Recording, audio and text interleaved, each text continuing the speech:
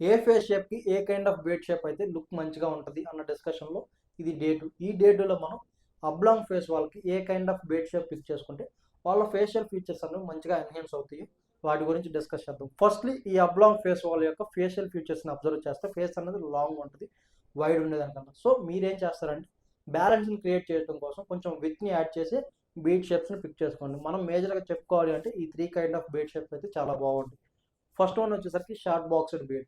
ఇది already round face వాళ్ళకి use చేసాం, బట్ మీది అబ్లాంగ్ ఫేస్ అయితే మీరు సైడ్స్ ఎక్కువ ట్రిమ్ చేయకుండా కొంచెం వాల్యూమ్ యాడ్ చేయడం వల్ల ఫేస్ కొంచెం విత్ అన్నది యాడ్ అవుతుంది, దీనివల్ల ఒక బ్యాలెన్స్ క్రియేట్ అవుతుంది.